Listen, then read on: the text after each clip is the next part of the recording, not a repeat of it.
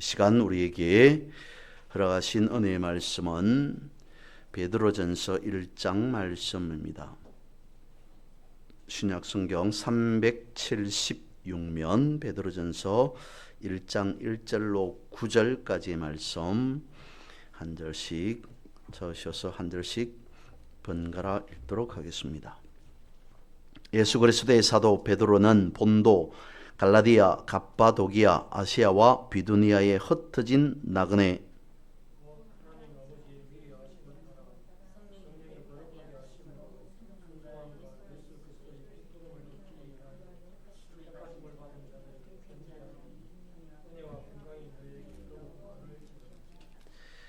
우리 주 예수 그리스도의 아버지 하나님을 찬송하리로다. 그의 많으신 긍휼대로 예수 그리스도를 죽은 자 가운데서 부활하게 하심으로 말미암아 우리를 거듭나게 하사 산 소망이 있게 하시며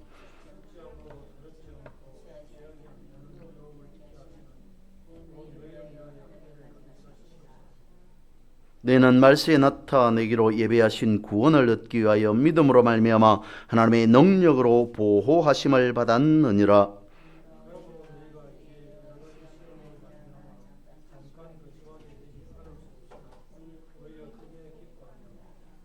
너희 믿음의 확실함은 불로 연단하여도 없어질 금보다 더 귀하여 예수 그리스도께서 나타나실 때의 칭찬과 영광과 존귀를 얻게 할 것이니라.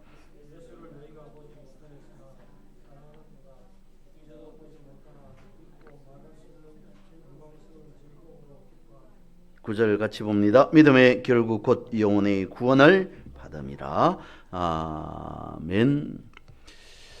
일반적으로 우리가 서신서라고 하면 바울의 서신서를 생각합니다. 하지만 신약 성경에서 서신서를 다 바울이 쓰지 않았다. 물론 하나님께서 쓰신 말씀으로 우리가 알고 있습니다만은 쓴 책임자라고 해야 되나요?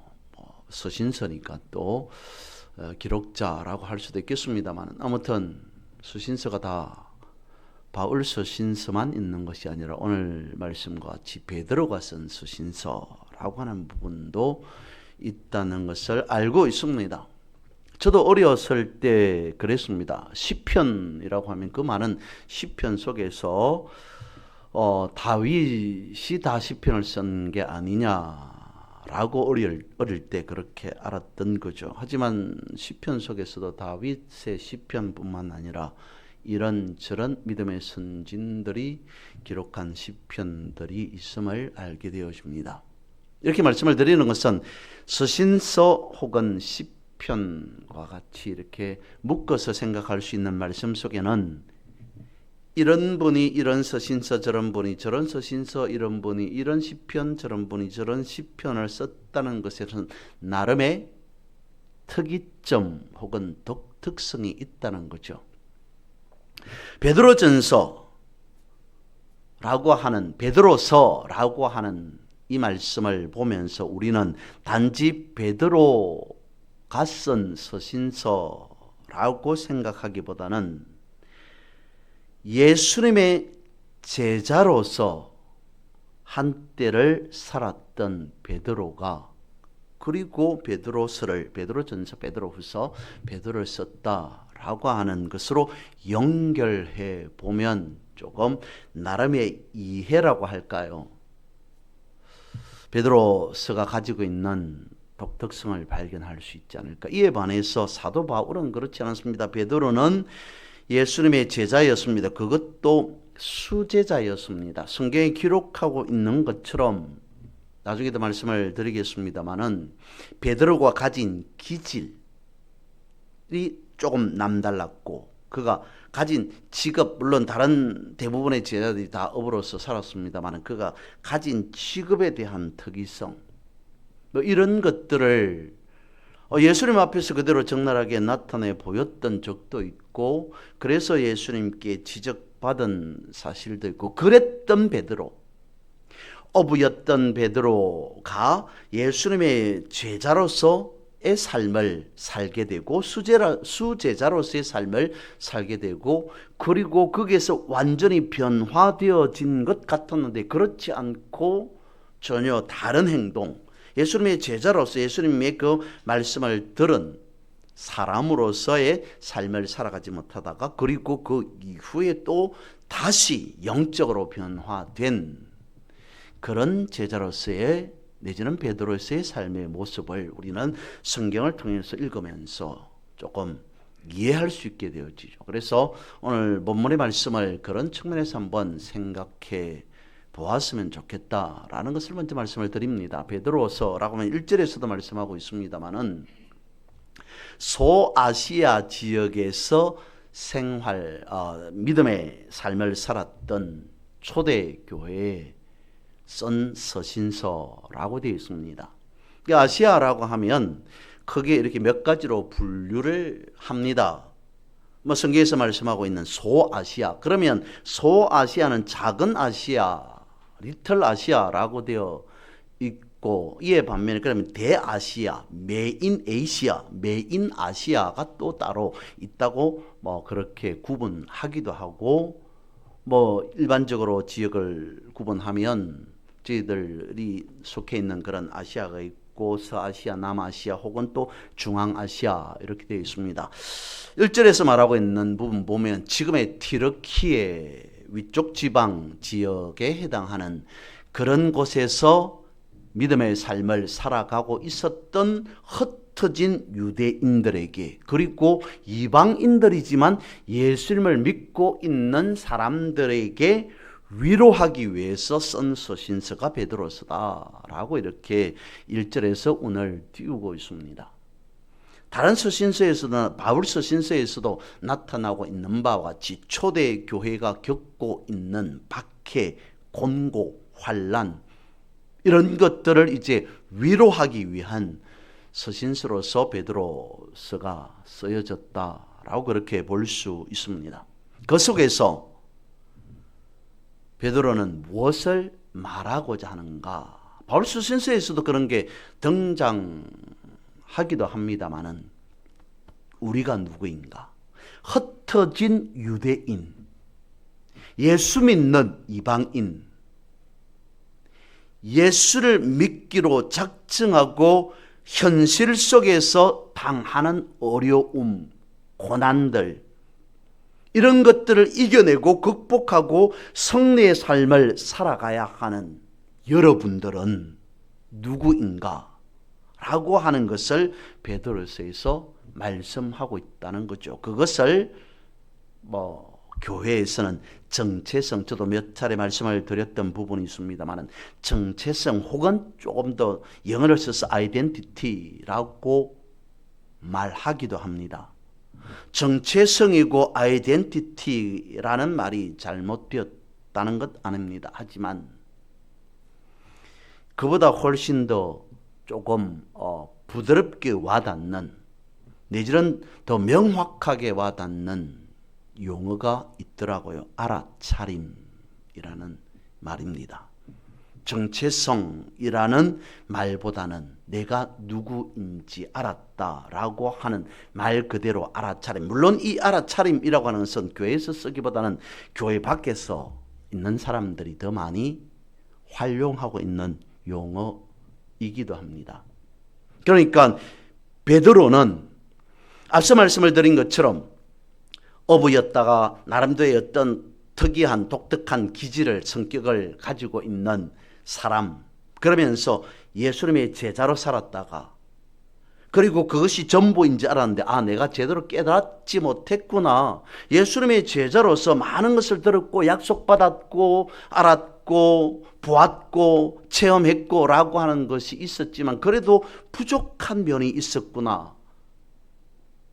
이제 내가 온전하게 육으로든 영으로든 예수님의 제자된 자로서 있나, 그것을 알았다라고 하는 듯이 베드로서는 우리에게 말씀하고 있습니다. 마치 자신의 신앙 고백이 담겨 있는 것처럼 자기가 누구인지 알아차린 베드로가 역시 유사하게 힘들게 어렵게 신앙생활을 하고 있는 당시의 아시아 지역의 초대교회들에게 여러분들은 이런 분들이니 여러분들은 이렇게 살아가셔야 합니다 라고 말하는데, 본문을 통해서 세 가지로 나누어서 한번 생각해 보고자 합니다. 먼저 택함 받았다라고 하는 것, 그리고 흩어졌다 두 번째로, 이어서 세 번째 나그네. 한 문장으로 말씀드릴 수가 있습니다. 택함 받은 흩어진 나그네. 그런 여러분들은, 그런 내지는 우리는 어떻게 살아야 하는가를 본문에서 말씀하고 있습니다. 먼저 첫 번째 택함 받은 이라고 하는 것에서 말씀을 살펴보면, 우리는 택함 받은 것에 대해서 많이 성경을 통해서 살펴보았습니다. 부름받았다 라고 하는 말, 우리가 잘 아는 말씀이죠. 이사야 43장 1절 말씀. 여호와 너를 창조하신 여호와께서 지금 말씀하시느니라. 이스라엘아, 너를 지으신 이가 말씀하시느니라. 너는 두려워하지 말라. 내가 너를 구속하였고 내가 너를 지명하여 불렀나니 너는 내 것이다. 얼마 전에도 이 본문에 이 말씀을 한번 드렸던 적이 있습니다만, 우리가 잘 아는 말씀. 내가 너를 구속하였고 내가 너를 지명하였고 내가 너를 불렀고 그래서 너는 내 것이다. 하나님의 것이다. 택함 받은 자인 우리를 통해서 성경은 이와 같이 확실하게 말씀해 주고 있습니다. 그래서 택함 받았다라고 하는 것에 대해서는 특별하게 말씀을 드리지 않더라도 익히 우리가 잘 알고 있는 바라고 생각을 합니다. 이어서 두 번째 흩어진이라고 하는 것에 대해서 한번 살펴봅니다. 흩어진 유대인이라고 하는 용어들을 교회에서 자주 쓰죠. 그것을 헬라어로 하면 디아스포라라고 합니다. 이 말은 디아라고 하는 말과 스포라라고 하는 말의 합성어라고 이야기를 하는데요. 디아라고 하는 것은 관통하여, 통하여라고 하는 뜻으로 쓰여지기도 합니다만은 흩어진이라고 하는 것으로 쓰여집니다. 그리고 스포라라고 하는 것도 다른 의미가 있습니다만 씨앗이라고 하는 뜻을 가지고 있습니다. 흩어진 유대인들, 흩어진 씨앗 내지는 흩어진 씨앗들이라고 할 수 있지 않을까 싶습니다. 베드로서가 가지고 있는 오늘 우리가 본문을 읽은 이 1장 23절 본문 뒤죠. 그게 말씀에 이렇게 말씀하고 있습니다. 너희가 거듭난 것은 썩어질 씨로 된 것이 아니요 썩지 아니할 씨로 된 것이니 살아있고 항상 있는 하나님의 말씀으로 되었다. 씨에 대해서 베드로서는 말씀하고 있습니다. 여러분들이, 우리가 거듭난 것은 썩어질 씨가 아닌 썩지 아니하는 영생하는 씨로 되어져 있어서 살아있고 늘 언제나 항상 있는 하나님의 그 말씀, 생명의 말씀을 가진 자이다 라고 말씀하고 있습니다. 씨앗이라고 하는 것을 성경에서 말씀하고 있는 것을 한번 생각해 보면, 작다라고 하는 부분에 대해서도 말씀을 하고 있습니다. 겨자씨만한 믿음, 혹은 작은 믿음을 이제 씨앗과 연결해서 이렇게 말씀하기도 합니다만은, 그러나 그것이 겨자씨가 되었던 어떤 씨앗이 되었던지 간에 성경에서 말씀하고 있는 씨앗에 대한 말씀의 핵심은 생명이지 않을까 싶습니다. 씨앗이라고 하면 우리가 눈으로 보는 그 씨앗 역시 마찬가지로 그 안에 생명이 있음을, 혹은 생명의 본질이 씨앗이다라고 함을 우리는 알고 있습니다. 씨앗이라고 하는 것을 생명으로 봤을 때 하나님께서 우리에게 생명을 허락해 주셨습니다. 우리 안에 있는 생명의 본질, 생명의 씨앗은 우리 스스로 취하고 우리 스스로 가지게 된 것이 아니라 하나님께서 부여해 주신, 하나님께서 주신 생명을 우리는 하나님의 생명, 하나님의 생명의 본질로 알고 있습니다.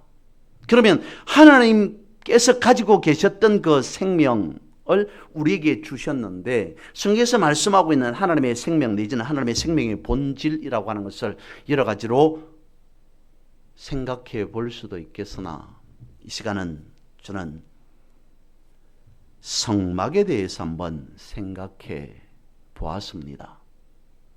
하나님의 생명을 성막과 연결해 보았을 때, 성막은 구약에 있어서 하나님의 임재하심으로 말씀하고 있습니다.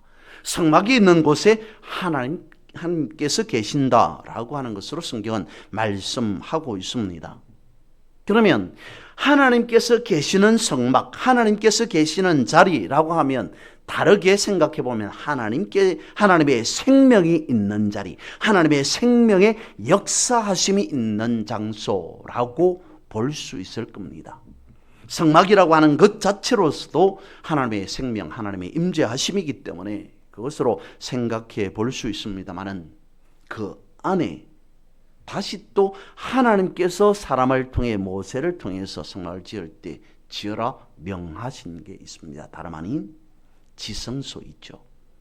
성소가 있고 지성소로 구분되어지는데, 지성소를 말씀하시면서 내가 거기에 있을 것이다, 거기에서 사람과 너희들과 만날 것이다 라고 성경은 그렇게 말씀하고 있는 것으로 보아서, 하나님의 생명을 성막이라고 하는 것으로 놓고 연결해서 생각해 본다면, 하나님의 생명의 본질은 어디에 있는가? 지성소에 있다라고 생각할 수 있다는 것이죠. 그러면 이 지성소는 어디에 있는가? 성막의 가장 안쪽, 중심은 아닙니다만 성막의 가장 깊은 곳에, 가장 안쪽에 위치해 있는 것이 지성소입니다. 감추어 놓았다 혹은 숨겨두었다라고 생각해 봅니다.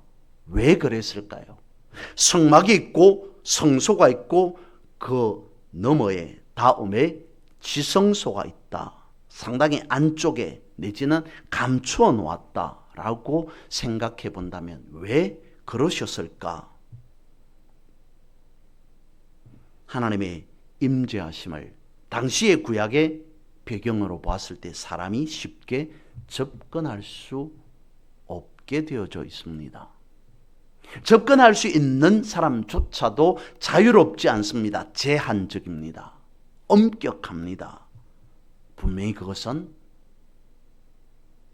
보호하심, 물론 하나님을 보호한다라기보다는 사람인 우리를 보호하심, 하나님과 사람이 만남의 장소이기는 합니다만은 보호하심이 지성소가 가지고 있는 의미라고 볼 수 있습니다. 이것을 신약에서는 그리스도 안이라고 말씀하기도 합니다.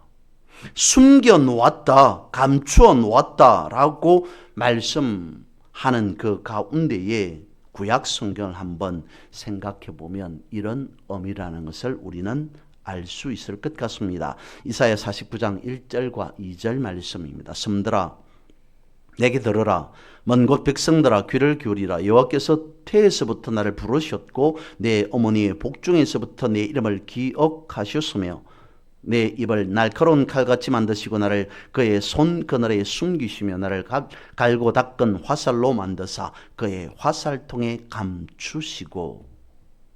이사야 49장의 이 말씀을 보면 태에서부터 하나님께서 부르셨고 그리고 또 복중에서부터 기억하셨다.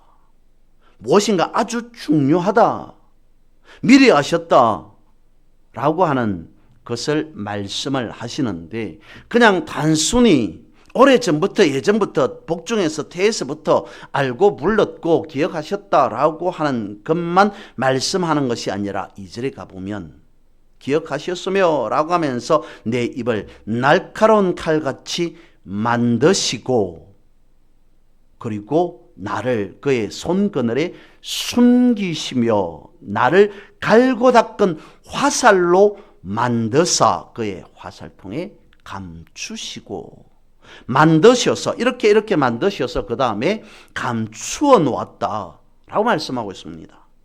두 가지로 말씀하고 있죠. 날카로운 칼로 만드셨고 갈고 닦은 아주 뾰족한 화살로 만드셨습니다. 분명히 오래전부터 복중에서 태에서부터 부르시고 기억하신 특별한 이유가 있다는 것을 바로 이어서 이사야 49장 1절과 2절 연결해서 말씀하고 있습니다. 어떻게 하기 위해서 날카로운 칼을 만드시고 갈고 닦은 화살로 만든 분명한 이유, 매우 중요한 순간에 아주 특별한 때에 사용하기 위해서. 그래서 날카로운 칼로 만드시고 갈고 닦은 화살로 엄청나게 크게 유용하게 사용하셨다라고 말씀하실 것 같은데 그 2절 마지막에는 그의 화살통에 감추셨다, 숨겨두셨다라고 말씀하고 있습니다. 왜 그래야만 했을까요? 우리가 생각하기로 날카로운 칼을 만드셨으면, 매우 뾰족한 화살로 만드셨으면 왜 굳이 감추어 둘 필요가 있느냐? 이유는 단 하나, 말씀드린 바와 같이 그만큼 소중하니까. 결정적인 순간에 함부로 사용하지 않고 이런 일 저런 일 있을 때만 흔히 사용하는 그것이 아닌 엄청나게 중요한 때에 마지막 순간에 마지막 승리를 위해서 소중하게, 그래서 특별하게 간직하고 있다라고 하는 것으로 말씀하고 있는 것이 이사야 49장 1절과 2절이라는 것이죠. 성경에서 앞서 말씀드린 바와 같이 우리가 그리스도 안에, 내가 그리스도 안에 있다. 그런데 나 자신 스스로를 보면 성경에서는 우리가 그리스도 안에 있습니다, 예수 안에 있습니다 라고 말씀하고 있지만 정작 나는 그리스도 안에, 예수 안에 있다라고 하는, 그러면 무엇인가 내가 예수 안에 있고 그리스도가 내 안에 있으면 특별한 것이 엄청나게 삶 속에서 다양하게 많이 나타나고 드러나고 증명되고 우리가 피부적으로 현실적으로 느끼고 살아가야 될 것 같은데, 그리스도 안이라고 말씀하고 있지만 내 자신 스스로를 바라볼 땐 그리스도 안이나 밖이나 별 차이가 없는 것처럼 여겨지기도 합니다. 그래서 이사야 49장 1절과 2절은 그렇게 말씀하고 있지 않을까. 또한 오늘 본문의 말씀은 베드로서는 그렇게 말씀하고 있지 않을까. 흩어져 있다, 아무런 힘도 능력도 없다고 여길 수 있습니다. 하지만 세상이 함부로 하나님이 특별히 지키는 자로 사용하기 위해서, 세상이 함부로 눈치채지 못하도록 하나님의 가장 깊은 곳에 나를 두었다면, 특별한 때에 나를 사용하시고자 지켜 보호하신다면, 우리 안에 그리스도가, 내가 그리스도 안에,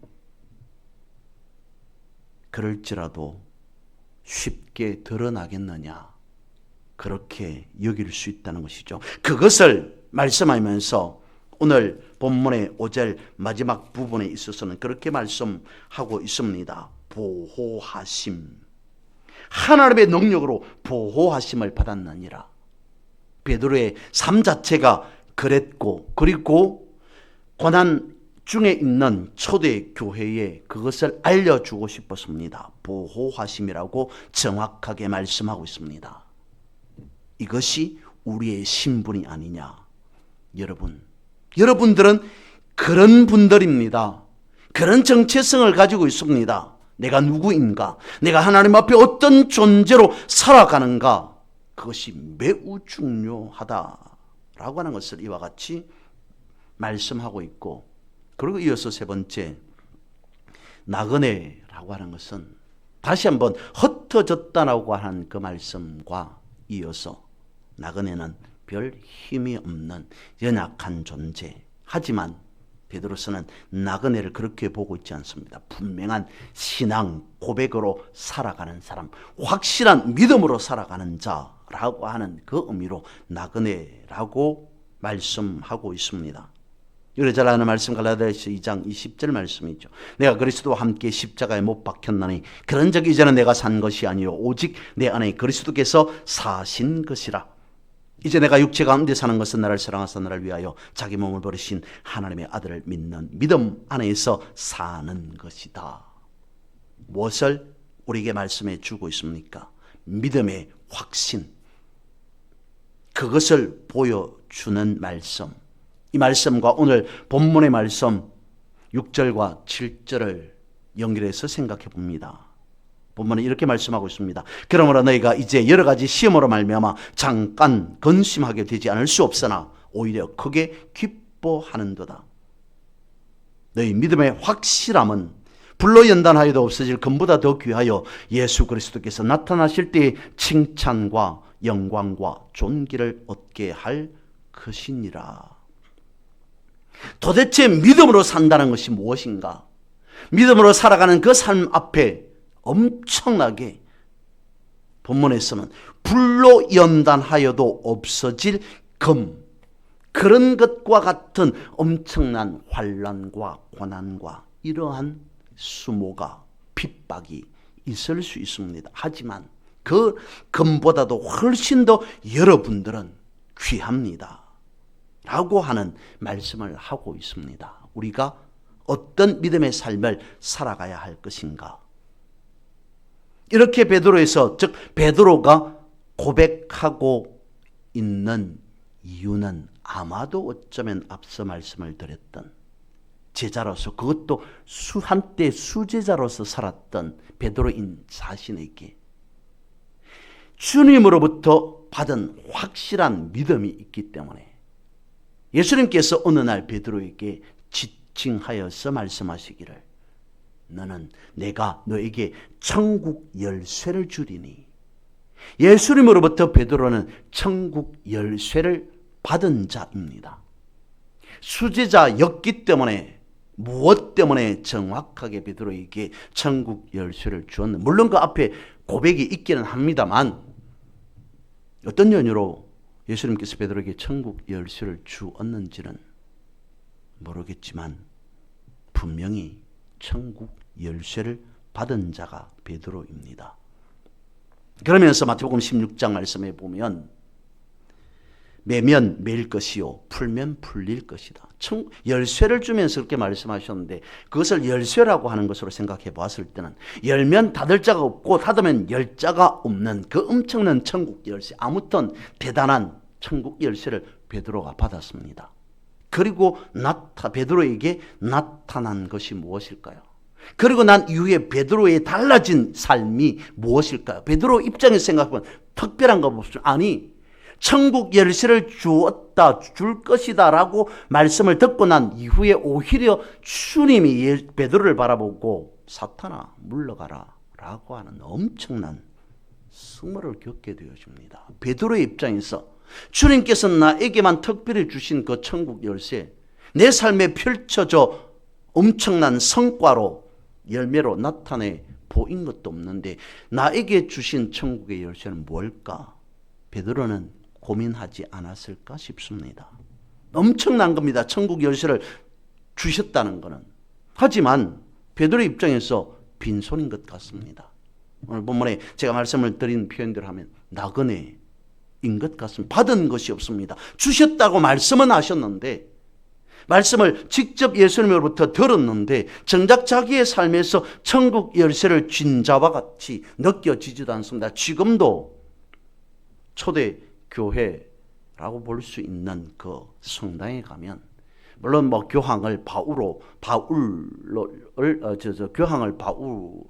그렇게 뭐 이렇게 인식하고 있습니다. 베드로에 대한 인식도 천주교에서는 대단합니다. 그래서 늘 그 베드로의 그림을 보면, 성화를 보면 항상 열쇠를 가지고 있는 그러한 모습들을 보게 되어지는데 정작 자기의 삶에서 보면 빈손인 것 같습니다. 아무것도 약속은 받았습니다마는 나그네인 것 같습니다.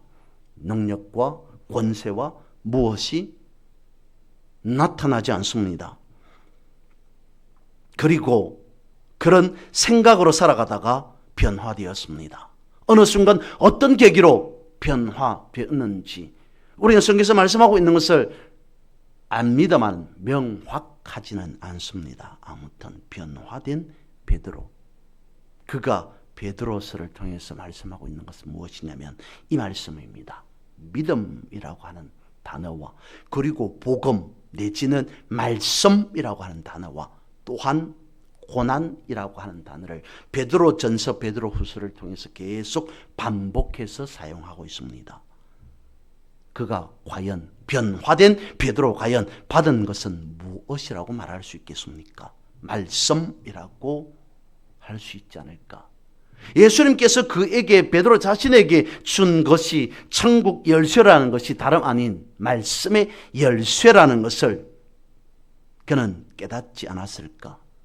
나그네와 같은 삶을 자신 스스로도 살았을 법한데 하지만 예수님께서 직접 자신에게 약속하기로 열쇠를 주었다라고 말씀하셨으니 그는 무엇보다도 특히 변화된 이후의 베드로에게 있어서 무엇보다도 열쇠를 쥔 자로서의 삶을 살아갔을 겁니다. 이것이 오늘 본문에도 기록되어 있는 것과 같이 용어로 한다면 산소망이라고 말할 수 있겠죠. 예수님으로부터 받은 열쇠, 그에게 있어서 신앙 고백적으로 하는 말씀이 산소망이다. 다르게 말씀을 드리면 이것이 여러분 진짜 믿음입니다 라고 오늘 본문은 성경은 말씀하고 있습니다.